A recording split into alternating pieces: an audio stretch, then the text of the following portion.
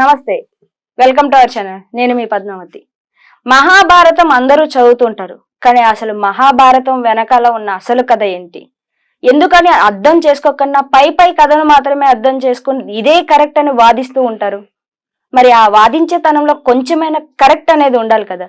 మరి ఇదంతా తెలుసుకోకుండా ఎందుకని నేను నమ్మిందే నిజం, నేను విన్నదే కరెక్ట్ అని అనుకుంటూ ఉంటారు. ఇప్పుడు దాని గురించి మనకి వివరించడానికి ఈ రోజు మనతో పాటు ప్రముఖ ఆధ్యాత్మికవేత్త ముల్లపూడి సత్యనారాయణ గారు ఉన్నారు. ఆయనతో మాట్లాడి అసలు మహాభారతం ఏంటి, దాని వెనకాల ఉన్న అసలైన కథ ఏంటి తెలుసుకునే ప్రయత్నం చేద్దాం. చూసేసేయండి. నమస్కారం. నమస్కారం మా పద్మావతి.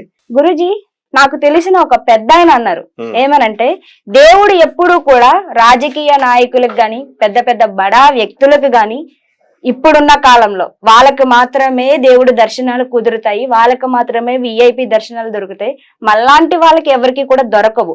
ఇప్పుడు రోజుల్లో ఇలా ఉంటే పూర్వంలో ఎప్పుడు కూడా రాజుల కుటుంబాలకే ఒక దేవుడు వచ్చి కథలు చెప్పి గీతోపదేశాలు ఇచ్చాడు తప్పితే మనలాంటి సామాన్య ప్రజలకి ఎవరు ఇచ్చారు గీతోపదేశాలు? దానికి నిదర్శనంగా మహాభారత యుద్ధ సమయంలో ఎంతో మంది కుటుంబాలు చచ్చిపోయారు. వాళ్ళ కుటుంబాల గురించి పట్టించుకునే వాళ్ళు లేరు, వాళ్ళ పిల్లల గురించి మాట్లాడే వాళ్ళు లేరు. కానీ కృష్ణుడు చచ్చిపోయిన అంతమందిని వదిలేసి ఒక్క అర్జునుడికి మాత్రమే గీతోపదేశం చేసి అర్జునుడికి మాత్రమే చెప్పాడు. మిగిలిన వాళ్ళ కుటుంబాల సంగతి ఏంటి, వాళ్ళ గురించి కృష్ణుడు పట్టించుకున్నాడా, ఆయన దేవుడా అని క్వశ్చన్ చేశాడు. అసలు దీని గురించి మీ ఒపీనియన్ ఏంటి? ఇలాంటి వాళ్ళని విన్నప్పుడు మీకేమనిపిస్తుంది? అతనికి ఏమీ తెలియదు అని అర్థమవుతుంది. నరనారాయణ మహర్షులు, అర్జునుడు కృష్ణుడు ఎవరో కాదు. కృష్ణుడి శరీరంలో సగభాగము అర్జునుడు, అర్జునుడి శరీరంలో సగభాగము కృష్ణుడు. అంటే ఇద్దరి అన్సపరబుల్. ఎలాగంటే fire and it's combustible power, అగ్ని దాని దాహక శక్తి, మాట దాని అర్థము, వాక్కు అర్థమంటాం, వాగార్థమంటాం. ఆ వాగార్థాలే శ్రీకృష్ణ అర్జునులు. కృష్ణార్జునులు ఇద్దరు కూడా వాళ్ళు కొన్ని లక్షల సంవత్సరాలు తపస్సు చేశారు. ఎందుకోసం చేశారు? ధర్మాన్ని స్థాపించడం కోసం, అధర్మాన్ని అణచివేయడం కోసం, ఎవరైతే సజ్జనుల్ని రక్షించడం కోసం, దురాత్మల్ని నాశనం చేయడం కోసం. అటువంటి కరుణామయుడు, అపార కరుణామయుడు అయినటువంటి అర్జునుడు, అపార కరుణామైనటువంటి శ్రీకృష్ణుడు, వీళ్ళిద్దరూ ఎందుకు అర్జునుడికే చెప్పాడంటే ఆయనకు క్వాలిఫికేషన్ ఉంది. ఎవరిని పెడితే వాళ్ళని ఐఏఎస్ ఆఫీసర్ జాబ్ రాయిస్తారా? డిగ్రీ చదవాలా, ఐఏఎస్ పాస్ అవ్వాలా, క్వాలిఫికేషన్స్ రావాలా, అప్పుడు ఐఏఎస్ అవుతాడు. అసిస్టెంట్ కలెక్టర్ గా ప్రారంభమైనటువంటి ఇతను ప్రిన్సిపల్ సెక్రటరీగా అలా ఎదుగుతూ ఎదుగుతూ చీఫ్ సెక్రటరీగా అవుతారు ఎవరో ఒకళ్ళు. మిగతా వాళ్ళంతా కూడా అదే ర్యాంక్ లో ఉంటారు, శాలరీలో చిన్న డిఫరెన్స్ ఉంటుంది, ప్రిన్సిపల్ సెక్రటరీస్ హోదాను అనుభవిస్తారు. అంటే అర్హత ఉంది అర్జునుడికి. పాశుపతాస్త్రం కర్ణుడికే ఇవ్వలేదు పరమేశ్వరుడు, అర్జునుడికి ఎందుకు ఇచ్చారు? ఇక్కడ కర్ణుడు ఏం చేశాడంటే అర్జునుడి కంటే కూడా పోనీ కొంతమంది శక్తివంతుడు అంటున్నారు కదా, అతను ఒక రాక్షసుడు. అతను పూర్వజన్మలో శంకుచూడు అనేటటువంటి రాక్షసుడు. అతను మరి కర్ణుడు ఏం చేశాడు? టైం వేస్ట్ చేసుకున్నాడు చెత్తగాళ్లతో. దుర్యోధనుడు కలిపురుషుడు, వాడు దుర్యోధనుడు కలి అంటే విలన్, కృష్ణుడు దేవుడు డివినిటీ. ఈ దుర్యోధనుడితో వాళ్ళతో కూర్చొని పాండవుల్ని లక్క ఇంట్లో ఎలా కాల్చేయాలా ఇలా వాళ్ళు ప్లాన్లు చేస్తుంటే అక్కడ పార్టిసిపేట్ చేసి టైం వేస్ట్ చేసుకున్నాడు. అర్జునుడు అలా చేయలా. తన పూర్వీకుడైనటువంటి కుల పూర్వీకుడైనటువంటి వ్యాస మహర్షి ఆదేశానుసారం వెళ్ళి తపస్సు చేసుకో, మంచి దివ్యాస్త్రాలను సంపాదించంటే వెళ్ళి మన బెజవాడ కనకదుర్గమ్మ తల్లి కొండ అయినటువంటి ఇంద్రకీలాద్రి పర్వతం మీద తపస్సు చేసి పరమేశ్వరుణ్ణి మెప్పించాడు. పరమేశ్వరుడు ఊరికనే ఇచ్చేలా, ఇప్పుడు ఎవరికి పడితే వాళ్ళకి పెన్సిలిన్ ఇంజెక్షన్ వేస్తే చచ్చిపోతాం, అందుకని వీడికి పడుతుందా పడదా అని పెన్సిలిన్ టెస్ట్ చేస్తాం. అలా కొన్ని ఇంజెక్షన్స్ ఉంటాయి, పెనిట్జోర్ 5 lakhs 25 lakhs అని పొటెన్సీ ఉంటుంది. ఆ శక్తి బాడీ తట్టుకుంటుందా లేదా అని చెప్పి ఆ డోసేజ్ కరెక్ట్ గా వేయగలమా లేదా, లేకపోతే షివరింగ్ వచ్చేసి వీడు పడిపోతాడు అనమాట. కాబట్టి అది టెస్ట్ చేసిన తర్వాత డాక్టర్స్ మేము ఎలాగైతే వేస్తామో అదే విధంగా ఇక్కడ ఏం జరుగుతుందంటే ఆ పొటెన్సీని అబ్జర్వ్ చేస్తారు. ఆ పొటెన్సీని అబ్జర్వ్ చేసి పరమేశ్వరుడు యుద్ధం చేసి ఇతనిలో త్యాగం ఉంది. ఓడిపోతున్న సమయంలో కూడా అర్జునుడు బాణం వదలడు, వదిలేయడు. ఏమిట్రా ఈ పోరాట పటిమాసలో అని పార్వతీదేవి స్టన్ అయిపోద్ది. అంటే అర్జునుడిలో అంత పోరాట పట్టిమ, లక్ష్య సాధన కోసం పోరాటం పోరాటం పోరాటం, ఇది అర్జునుడిలో ఉన్నటువంటి గొప్ప దేశం, గొప్ప గుణం. అందుకని పాశుపతాస్త్రం ఆయనకి ఇచ్చాడు. తర్వాత ఆయనకి లోకానికి హితం చేయాలనే కోరిక అర్జునుడిలో బలంగా ఉంది. అది కర్ణుడికి వాళ్ళకి లేదు. దానం చేసే గుణం ఉంటే సరిపోదు, ఆయనకి లోకానికి మేము మేలు చేయాలి, దుష్ట శిక్షణ చేయాలి అని చెప్పి జగద్గురువైనటువంటి శ్రీకృష్ణ పరమాత్మని శరణు వేడాడు. అసలు అర్జునుడికి గురువు ఎవరంటే శ్రీకృష్ణుడు, ద్రోణాచార్యుడు కాదు. ద్రోణాచార్యుడు అనేవాడు మామూలుగా ఇప్పుడు రాజ పురోహితుడు, ఆయన ఎవరో కృపాచార్యుడు ఆ యొక్క వంశానికి, కురు వంశానికి టీచర్ లాంటాడు. అప్పుడు గురుకుల వ్యవస్థ ఉండేది కాబట్టి ఆ గురుకుల వ్యవస్థలో టీచర్ ని గురువు అనేవారు, మనం టీచర్ అంటున్నాం కాబట్టి అతను ఆ విధంగా మా ద్రోణ శిష్య అర్జున్ హై అంటాడు.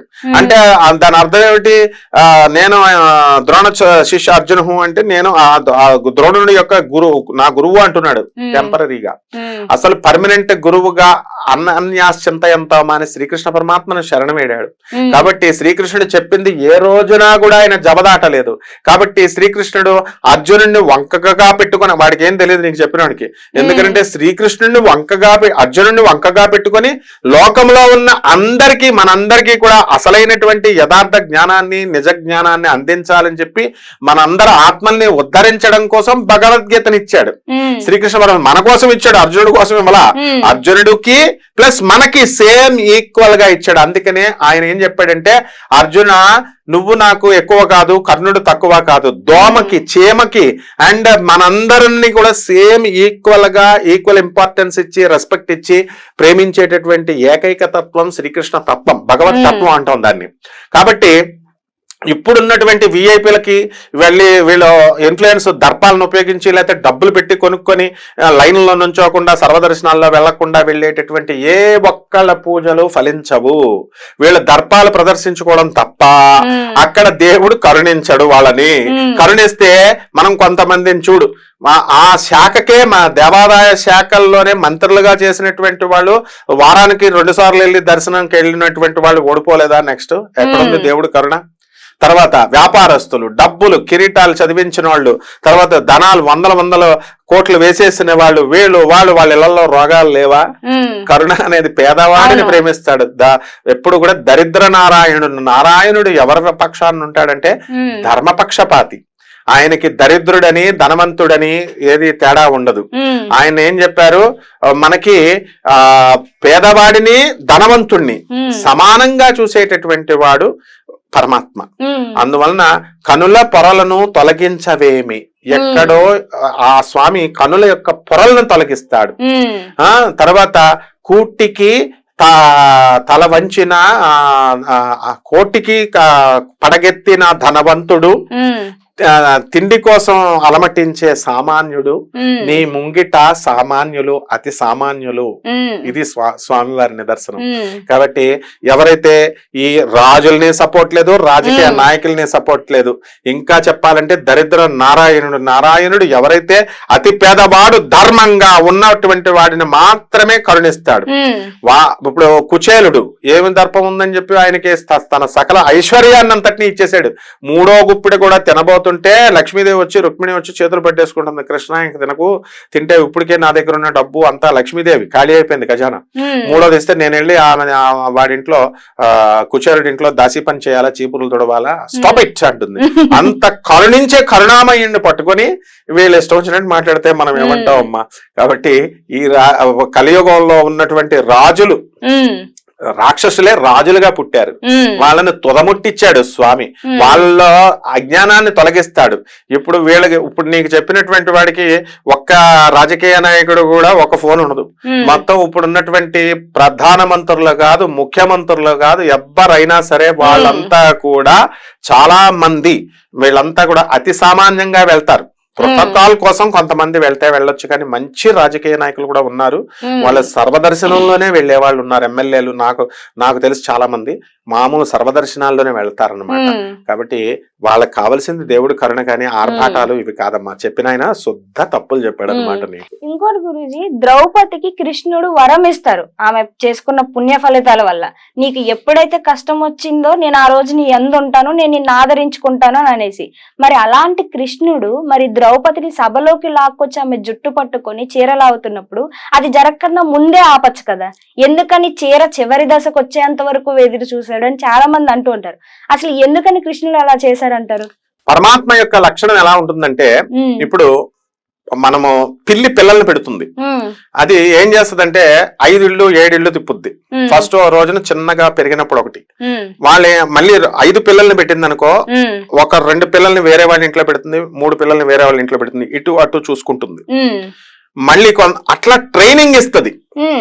తర్వాత తన కొంత కాలం తర్వాత వదిలిపెడేస్తుంది. కోడి కూడా అంతే, పిల్లల్ని రక్షణ ఇచ్చి కొంతకాలానికి వదిలేస్తుంది. అంటి పెట్టుకుని కాపాడి 30 సంవత్సరాలు వచ్చినా సరే పిల్లలు అని సర్వసౌఖ్యాలు ఇచ్చేది ఒక మానవుడే ఎక్కువ కాలం చూస్తాడు. పశుపక్షాదులు ఎవరినైనా చూడు, కుక్క ఇవన్నీ కూడా. అంటే పరమాత్మ యొక్క లక్షణం ఎలా ఉంటుందంటే, గజేంద్ర మోక్షాన్ని కనుక మనం తీసుకుంటే, ఏనుగు ఆయన కృష్ణుడి యొక్క విష్ణువు యొక్క భక్తుడు ఆయన వెళ్ళి ఏనుగెళ్ళి నీళ్ళలు తాగుతుంటే మొసలు పట్టుకుంటుంది. వెంటనే పట్టుకున్న వెంటనే కృష్ణ అన్నాడు అనుకో, రాడు కృష్ణుడు. ఆయన 1000 సంవత్సరాలు యుద్ధం దాంతో ఆ మొసలతో పింగులు ఆడి యుద్ధం చేసి ఇంకా అవసాన దశలో ఇంకా నేను ఓడిపోయాను అనుకున్నప్పుడు, కృష్ణ నన్ను రక్షించు అన్నప్పుడు, అప్పుడు విష్ణుమూర్తి ఏ స్టేజ్ లో ఉన్నాడు తెలుసా? లక్ష్మీదేవితో సరసమాడుతున్నాడు చీరలా పట్టుకొని.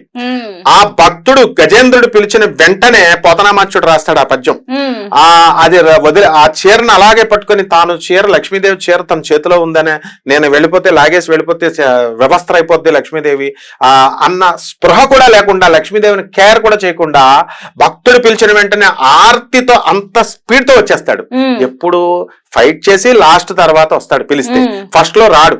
నెక్స్ట్ ఇంకొకటి ఏంటంటే, ద్రౌపది వస్త్రాపహరణం జరుగుతున్నప్పుడు ద్వారకావాస కృష్ణ అని పిలుస్తుంది, రాడాయన, లేట్ గా వస్తాడు. తర్వాత కృష్ణ సర్వాంతర్యామి అని పిలిచినప్పుడు టపక్మని వచ్చేసాడు. ఏమిటి, ఎందుకు లేట్ చేసావు కృష్ణ అని అడుగుద్ది తర్వాత సందర్భంలో, అంత సేవ్ అయిపోయిన తర్వాత. నువ్వేం పిలిచావు అంటాడు. ద్వారకావాస అంటే ద్వారకకిను హస్తినాపురానికి ఢిల్లీకి చాలా దూరం ఉంది కదమ్మా, టైం పట్టింది అంటాడు. అంతర్యామి అంటే నీలోనే ఉన్నాను కాబట్టి వెంటనే ప్రకటితమయ్యాను అని. ఆ కర్మలు ఆపడు.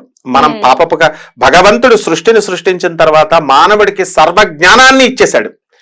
పశుపక్షాదులకు భగవంతుడిని తెలుసుకో. What is the difference between animal and మానవుడు అంటే, యానిమల్స్ కూడా జ్ఞానం ఉంటుంది, అన్ని ఉంటాయి మనకులాగే, అన్ని నిద్ర, మైథునం, భయము, ఆహారము, ఆకలి ఇవన్నీ ఉంటాయి. రిప్రొడక్షన్ చేస్తాయి మనకులాగే పిల్లల్ని, అంతా చేస్తుంది. కానీ జ్ఞానం కూడా ఉంటుంది. లారీ దాటుతుంటే, రోడ్డు దాటుతుంటే కుక్కలు చూడు దాటుతాయి అవి. కానీ ఒక జ్ఞానం ఉండదు. అదేమిటంటే భగవంతుడిని తెలుసుకోవాలనే ఆసక్తి వాటికి ఉండదు. మానవుడికి మాత్రం భగవంతుడిని తెలుసుకోవాలి అనే ఆసక్తి ఉంటుంది. కాబట్టి మోక్షానికి, అందుకని మానవ జన్మ ఎత్తిన తర్వాతే మోక్షం. ఆ దేవతలు కూడా వెయిట్ చేస్తూ ఉంటారు, వాళ్ళకి బోర్ కొట్టేస్తుంది, రోజు చావు లేదు వాళ్ళకి. నేను కూడా మళ్ళీ ఈ యొక్క కలియుగం అయిపోయిన తర్వాత మళ్ళీ మనకి సత్యయుగం వస్తుంది, ప్రారంభ యుగం. అప్పుడు దేవతలు కూడా రాక్షసులు కూడా వెయిట్ చేస్తూ ఉంటారన్నమాట. మళ్ళీ మేము మానవులుగా పుట్టి ఆ తర్వాత మేము మోక్షం సంపాదించుకోవాలా. అప్పుడు దాకా ఇన్ని వేల సంవత్సరాలు బోర్ కొట్టేసింది వాళ్ళకి. కాబట్టి రాక్షసుల్లో కూడా మంచి వాళ్ళు ఉన్నారు. ప్రహ్లాదుడు లేడా, హిరణ్యకశిపుడు మనవడు, అలా బలిచక్రవర్తి లేడా? మరి వీళ్ళంతా కూడా హిరణ్యకశిపుడు కొడుకు ప్రహ్లాదుడు మనవడు బలిచక్రవర్తి, వీళ్ళంతా మంచి రాక్షసులే. కాబట్టి మనం తెలుసుకోవాల్సింది ఏంటంటే, ఎప్పుడు కూడా మానవుడికి దేవుడు ఏం చేశాడంటే ఒక ఇండిపెండెన్స్ ఇచ్చాడు. నా బిడ్డలు కాబట్టి ఇప్పుడు మన పిల్లలకి మనం ఏం చేస్తాం, ఫ్రీడమ్ ఇస్తాం. బైక్ వేసుకోవాలి, జాగ్రత్త నాయనా అని చెప్తాం, నువ్వు ఏదైనా చెయ్యి. ఫ్రెండ్స్ స్కూల్కి పంపుతాం, వాడు ఎవరితో తిరుగుతున్నాడు, స్కూల్కి వెళ్తున్నాడు, ఎగ్గొడుతున్నాడు, ఒక కొన్నేస్తాం తప్ప ప్రతి క్షణం కాపాడలేం. కాబట్టి వాడికి లోకజ్ఞానం నేర్పిస్తాం మనం. ఆ విధంగా భగవంతుడు ఏం చేస్తాడంటే, మనల్ని సృష్టించి నువ్వు మంచి పనులు చేసుకో, చెడ్డ పనులు చేసుకో, నీ ఇష్టం, నీకు ఫ్రీడమ్ ఇచ్చాను. చెడ్డ పనులు చేస్తే తస్మాత్ జాగ్రత్త, తోలు తీస్తాను, నేచమత్యాది యోనుల్లోకి విసిరేస్తానని చెప్పాడు భగవద్గీతలో, క్లియర్ గా చెప్పబడింది. మంచి పనులు చేస్తే నీకు సద్గతి వస్తుంది, మంచి ఫలితాలు వస్తాయి. ఇప్పుడు దొంగలతో తిరుగుతున్నాం మనం, నక్సలైట్లతో తిరుగుతున్నాం, పోలీసు వాళ్ళు పట్టుకుపోరా? మంచి మనం అది మనకు ఉండాలా, అంతేగాని మన ఫాదర్ వచ్చి నువ్వు తిరక్కరా అని చెప్పడు, ఆటగాడిలాగా ఎదిగిన తర్వాత కూడా, మనం పెద్ద అయిన తర్వాత కూడా. కాబట్టి ఆ విజ్ఞత అనేది మనకిచ్చాడు బుద్ధిం యోన ప్రచోదయాత్. బుద్ధి కర్మానుసారిని, మనం పూర్వజన్మలో చేసినటువంటి కర్మలను బట్టే మన బుద్ధి చెడ్డలతో తిరగాల మంచోళ్ళతో తిరగాల అన్నది నిర్ణయించబడుతుంటుంది. కాబట్టే ఎట్టి పరిస్థితుల్లో కూడా అందుకనే భగవంతుడు ఫైట్ చేసేదాకా రాడు. అందుకనే ఏమంటాడంటే కర్మణ్యేవాధికారస్తే, కర్మ చేయడం అందే నీకు అధికారం ఉంది, ఇంకా దేని మీద లేదు నీకు. మా ఫలేషు కదాచన, నేను ఫలితం ఇస్తాను, ఫలితం మీద నీకు లేదు అసలు హక్కు. నీకు కర్మ చేయడం వరకే, నువ్వు మంచి అన్న చెయ్యి, మంచి కర్మ అన్న చెయ్యి, చెడ్డ కర్మ అన్న చెయ్యి, ఫలితం నేను ఇస్తాను. You don't expect. నీకు అసలు రైటే లేదు. నువ్వు సంపాదించిన ఆస్తి మీద లేదు, నీ పిల్లల మీద లేదు, నీ పిల్లల మీద లేదు. మనం పొసెసివ్నెస్ అని కాపలా కాస్తాం పిల్లల్ని. చచ్చామనుకో హార్ట్ అటాక్ వచ్చి టపి మన వాళ్ళు ఏం చేస్తున్నారు ఎవడో తెలుసు. కాబట్టి మన కర్మలు మాత్రమే మనతో వస్తాయి, బంధువులు గిందువులు ఫ్రెండ్లు వీళ్ళు రారు. కాబట్టి ఏమని చెప్తాడు వేమనామాచ్యులు, ఏమంటాడు, ఈ మనం కట్టినటువంటి గుడ్డ శ్మశానంలో ఎవరి పాలు? చాకలి పాలు. దేహము శ్మశానం పాలు, భార్య చెడ్డది అయిన పరుల పాలు అన్నాడు. అందువల్ల మనకి దేని మీద హక్కు లేదు. కాబట్టి ఒక్క కర్మ మీదే ఉంది. కాబట్టి ఆ కర్మ చేసిన తర్వాత మనకి ఆ రిజల్ట్ రాకపోతే శ్రీకృష్ణుడు క్లియర్ గా చెప్పాడు. అంతేగాని భగవద్గీతను ఒక మత గ్రంథంలా చూడకూడదు. It is a management skills teach చేసేది, టెక్నికల్ నోహౌని చెప్పేది, జీవితంలో రాజకీయ విశ్లేషణ, ఎవరితో ఎలా బిహేవ్ చేయాలి అన్ని. ఇట్ ఈస్ అన్ ఎన్సైక్లోపీడియా అనమాట. కాబట్టి అది మల్టీ డైమెన్షనల్ పర్సనాలిటీగా ఒక మనిషిని తీర్చిదిద్దేటటువంటి ఒక గొప్ప మేనేజ్మెంట్ టెక్నిక్స్ ఉన్నటువంటి గ్రంథం అది. కాబట్టి అందులో ఏమని చెప్తాడు, నీకు సక్సెస్ రాలేదంటే repeated keep on working. Alexander is the example. Alexander ప్రపంచ విజేత అవడానికి 17 సార్లు ఓడిపోయాడు. మన పోరస్ దగ్గర, అంటే మనం చెప్పినటువంటి పురుషోత్తముడు ఇండియన్ రాజు దగ్గర ఓడిపోయాడు. 17 సార్లు ఓడిపోయిన తర్వాత ఆయన ప్రయత్నం వల్ల 18వ సారి అయ్యాడు ప్రపంచ విజేత. సాక్షాత్తు చెప్పినటువంటి వాడే శ్రీకృష్ణ పరమాత్మే జరాసంధుడితో యుద్ధం చేసినప్పుడు 17 టైమ్స్ సైడ్ అయిపోయాడు, ఓడిపోలా.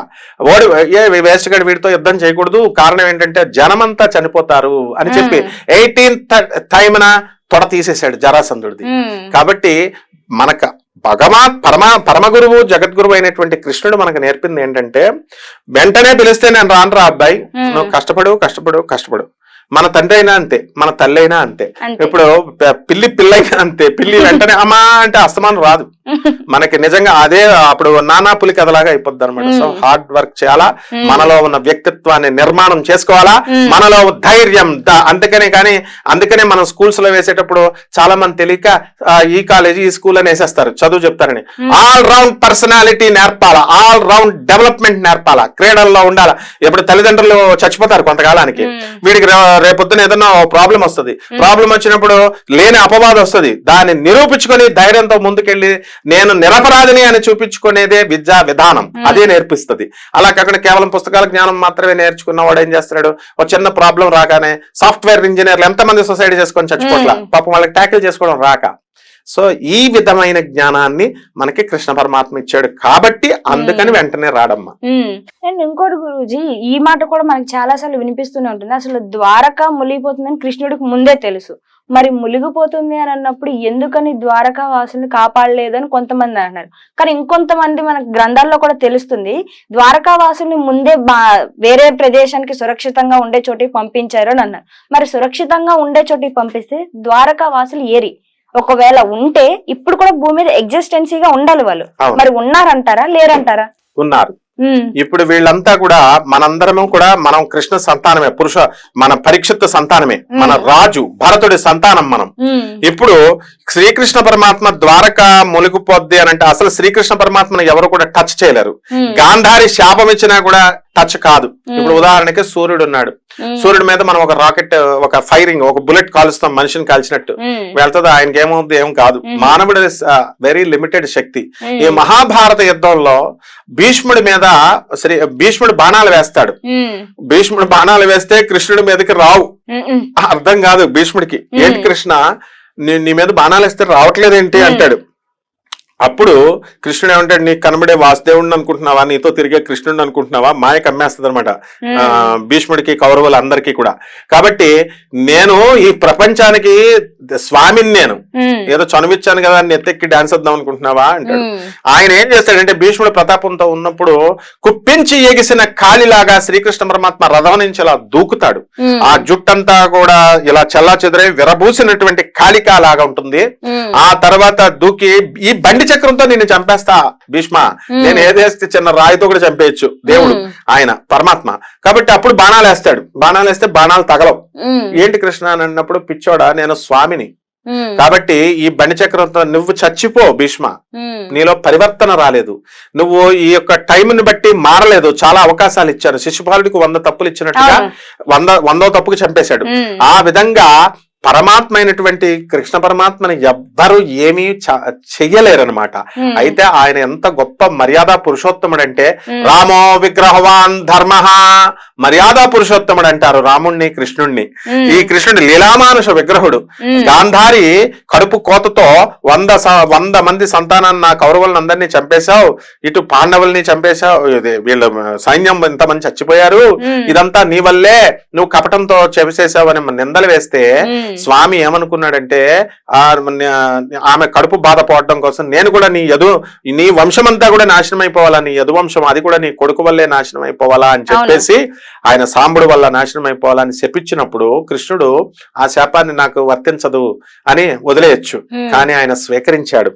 గాంధారి నీ మాత నీ శాపాన్ని నేను స్వీకరిస్తున్నాను అన్నప్పుడు తగిలింది శాపం.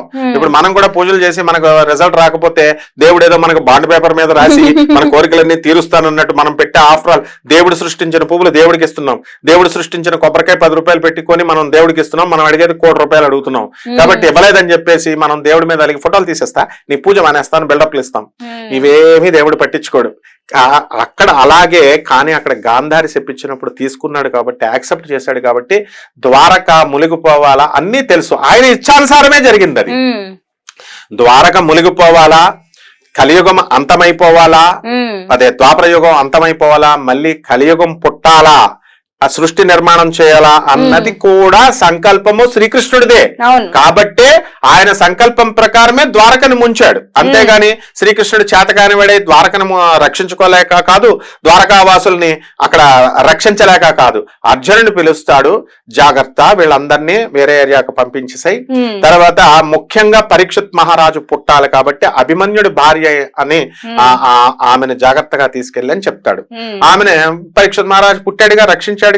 అప్పుడు అర్థమైందనమాట అర్జునుడికి, జగదేక వీరుడైనటువంటి అర్జునుడు అసలు ఇంకా ఆయనకి సాటి లేరు, Savyasachi, left and right hands same speed తో బాణాలు వేయగలిగే కెపాసిటీ ఉన్న అర్జునుడు ఏమనుకుంటాడంటే, ఇదేమిటి మంచి బ్రహ్మాండంగా నేను అంత మహామహుల్నే, ద్రోణుడిని, భీష్ముడిని, వీళ్ళందరినీ లేపిపడేశాను, కర్ణుడిని, మామూలు దొంగలు, దారి దొంగలు, ఎవరు బోయేవాళ్ళు, వాళ్ళ చేతిలో నేను ఓడిపోయానండి, నా ధనుస్సు వేస్తుంటే మంత్రాలు గుర్తు రావట్లేదు ఆయనకి, బాణాలు వెళ్ళట్లా అంటే అప్పటికే విత్డ్రా చేసేసాడు కృష్ణుడు. మనం కూడా అర్జునుడిలాగా, కర్ణుడిలాగా మనం బాణాలు వేస్తే వెళ్ళేవి ఇది వరకు కాలంలో, ఎప్పుడు ద్వాపర యుగంలో.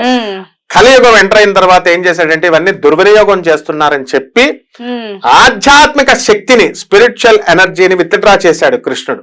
అందువల్లనే దాన్ని యాంత్రిక రూపంలోకి మార్చాడు. Law of conservation of the energy అనేది, energy can neither be created not destroyed but can be transform from one form to the other అని సైన్స్ చెప్తోంది. అంటే శక్తిని ఎవరు సృష్టించలేరు, శక్తిని ఎవరు నాశనం చేయలేరు, శక్తిని రూపాంతరం చెందొచ్చు. పొటెన్షియల్ ఎనర్జీని కైనెటిక్ ఎనర్జీగా, తర్వాత క్షితిజ శక్తిని గతిజ శక్తిగా, మెకానికల్ ఎనర్జీగా, హైడ్రో నీళ్ళల్లో ఉన్న అగ్ని ఉంటుంది, నీళ్ళల్లో హైడ్రల్ ఎనర్జీని ఎలక్ట్రిసిటీగా, కరెంట్ గా మారుస్తున్నాం మనం. కోల్లో ఉన్న బొగ్గులో ఉన్నటువంటి ఫైర్ ని థర్మల్ ఎనర్జీగా, కరెంట్ గా మారుస్తున్నాం మనం. అంటే మెషిన్స్ రూపంలో మాత్రమే మీరు కలియుగంలో చేయగలరు అన్నాడు. అందుకనే మనం విమానాలను సృష్టించుకున్నాం, ట్రైన్స్ ను సృష్టించుకున్నాం, ఫోన్స్ ను సృష్టించుకున్నాం. ఈ రూపంలోనే మిసైల్స్ ని వేసుకోగలం తప్ప మనం ఇలా తలుచుకుంటే సంకల్ప శక్తి చేత మనం బాణాలు ఇదివరకు కాలంలో రావు, అలా రావు. ఇది కారణం. ఎందుకంటే ఆయనే విత్డ్రా చేశాడు. దీనికి ఉదాహరణగానే గాయత్రి మంత్రం ఉంది, అదే బ్రహ్మాస్త్రము. వెనక నుంచి ముందుకు చదివిన, ముందు నుంచి అనులోమానం విలోమానం పాతంలో చదివిన ఆ శక్తి విపరీతమైనటువంటి శక్తి మనకు వచ్చేసేది. కాబట్టి దానికి వశిష్ఠుడు శపిచ్చాడు. ఇంత మనుషులు దుర్వినియోగం చేస్తారు కలియుగంలో వచ్చేవాళ్ళని, దానికి శాపం పెట్టాడు. విశ్వామిత్రుడు శాపం పెట్టాడు, బ్రహ్మదేవుడు శాపం పెట్టాడు. మరి ఈ విధంగా వాళ్ళంతా కూడా స్పిరిచువల్ ఎనర్జీని కంట్రోల్ చేయడం కోసమే కావాలని శ్రీకృష్ణ పరమాత్మ ఇవన్నీ నిర్మించాడమ్మా. అలా కంట్రోల్ చేశాడు తప్ప శ్రీకృష్ణుడు చేతకాక లేకపోతే ఆయనకి తెలియక కాదు. స్వామి తలుచుకుంటే ఏదైనా చేయగలడు. అసలు భగవంతుడికి అసాధ్యం అన్నదే ఉండదు. ఒక సూది మొల నుంచి ఏనుగును దూర్పేయగలడు. అసాధ్యం. గాడ్ డెఫినేషన్ తెలియదు వీళ్ళకి. గాడ్ ఈజ్ ఆల్ పర్వేడింగ్, సర్వవ్యాపకుడు. కేవలం పూజా గదిలోనే ఉంటాడు, బయట ఉండడు, తప్పు. ఆల్ పవర్ఫుల్, ఆయనకి అసాధ్యం అన్నది ఉండదు. హిరణ్యకశిపుడు ఏం చేస్తాడు, నేను మనిషి చేత చంపకూడదు, మృగం చేత చంపకూడదు, చావు ఉండకూడదు అన్నాడు. రెండు కలిపాడు కృష్ణుడు. హిరణ్యకశిపుడు నేను పగలు చావకూడదు, రాత్రి చావకూడదు అన్నాడు. ఆ రెండు కాలం టైంలో ప్రదోష వేళలో సాయంకాలం చేశాడు. నేను ఆయుధాలతో చంపకూడదు అంటే ఆయుధాలు గీదాలు గోళతో పీకి పడేశాడు. సో ఈ భక్తులంతా, ఈ రాక్షసులంతా కూడా రకరకాల కారణాలతో, దుష్ట ప్రయత్నాలతో వీళ్ళు రకరకాల కండిషన్స్ పెట్టి అడిగే వాళ్ళని అందరినీ లేపి పడేశాడు. ఏ కండిషన్స్ పెట్టనటువంటి ప్రహ్లాదుడికేమో ధ్రువుడికి వీళ్ళకి ద్రౌపదాన్ని ఇచ్చి శాశ్వతత్వం చేశాడు. కాబట్టి స్వామి ఏదైనా చేయగలడు. ఓమ్నిసెంట్, ఓమ్ని పవర్ఫుల్, ఆల్ పవర్ఫుల్, ఇటువంటి ఓమ్నిపొటెంట్, ఇటువంటి లక్షణాలు ఉన్నవాడే శ్రీకృష్ణుడు. కాబట్టి ఆయనకు అసాధ్యం అన్నది లేదు. ఇవన్నీ కూడా కేవలము ఆయన యొక్క ఇచ్ఛానుసారమే జరుగుతోంది. అందువల్లనే క్రియాశక్తి ఆయనే, ఇచ్ఛాశక్తి ఆయనే, జ్ఞానశక్తి ఆయనే. వేదాలు చదివితే ఇవన్నీ తెలుస్తాయి. ఇదిగో వేదాలు, మీమాంసాలు ఇవన్నీ కూడా చదివితే తెలుస్తాయి. పురాణాలు ఇవన్నీ పైపైన కోడెడ్ లాంగ్వేజ్ లో ఉంటాయి. ఆ కోడెడ్ లాంగ్వేజ్ వాళ్ళకి డీకోడ్ చేసుకొని చదవాలా. ఇప్పుడు ఎల్కేజీలో చదువుతున్న స్టూడెంట్ పెద్ద అయిన తర్వాత ఎంబీబీఎస్ చదవచ్చు అనుకుందాం. వాడికి ఆ ఎంబీబీఎస్ 21 సంవత్సరాల వయసు వచ్చిన తర్వాత వాడు ఆ పుస్తకాల్లో అర్థమవుద్ది. ఎల్కేజీలో లెవెల్లో ఉన్నప్పుడు అర్థమవుతుందా? అలా నీకు చెప్పినటువంటి వాళ్ళంతా కూడా ఎస్టర్డే బిస్కెట్స్ అండ్ ఎల్కేజీ వాళ్ళు అనమాట. కాబట్టి అలాంటి పిచ్చి పిచ్చి చెప్పారు. వాళ్ళకి అంత పరిణతి రాదు. ఇంకా కొన్ని వేల లక్షల జన్మలు పడతాయి వాళ్ళకి అర్థం అవడానికి. కాబట్టి కన్ఫ్యూజ్ అవ్వాల్సిన అవసరం లేదు. శాస్త్రాలు పురాణాలలో శాస్త్రబద్ధంగా నేను రేషనల్ గా సైంటిఫిక్ నాలెడ్జ్ తో, తర్వాత లాజికల్ కన్సిస్టెన్సీతో నేను చెప్తున్నాను భక్తులు. నిజంగా గురూజీ, కృష్ణుడి గురించి మనం మాట్లాడుకుంటూ పోతే అది మన జీవితం అంతా సరిపోదు మనం మాట్లాడడానికి. అందుకని దేవతలు కూడా అన్నారు, అసలైన దేవుళ్ళు మేము కాదు, కృష్ణుడికి మొక్కండి అయ్యా, ఆయనే ప్రసన్నిస్తారు, మేమేం చెయ్యలేము అని చేతులు ఎత్తిన రోజులు కూడా ఉన్నాయి. మన కథల్లో కూడా వినిపిస్తూ ఉంటాయి. వాస్తవం అదైతే. అండ్ మీరు కూడా చూసారు కదండి, మన కళ్ళు ఎదురుగా జరగలేదు, మనం అప్పుడు పుట్టలేదు కాబట్టి అదంతా నిజం కాదు. అదెంత రాసే వాళ్ళు రాసుకుంటూ పోయారు, ఇప్పుడు మనం అది చదివేస్తున్నాం కాబట్టి ఇదే నిజమని నమ్మాలా అని వాదించే వాళ్ళు ఉంటారు. కానీ నమ్మినా నమ్మకపోయినా అవి నిజాలు కాబట్టి ఖచ్చితంగా నమ్మి తీరాలి. అది నమ్మడం నమ్మకపోవడం అనేది మీ ఇష్టానికి వదిలేసిన. అండ్ ఈ వీడియో మీకు ఎలా అనిపించిందో కామెంట్ సెక్షన్ లో కామెంట్ చేయండి. అండ్ ఖచ్చితంగా నేను ఒక వీడియో అనేది అప్లోడ్ చేయడానికి ట్రై చేస్తాను. అండ్ ఇలాంటి మరెన్నో వీడియోస్ మీ ముందుకు రావాలి, మీ ఛానల్లో రావాలి అనుకుంటే ఖచ్చితంగా మీరు సబ్స్క్రైబ్ చేసుకోండి. And today this video guys, నమస్కారం, సెలవు.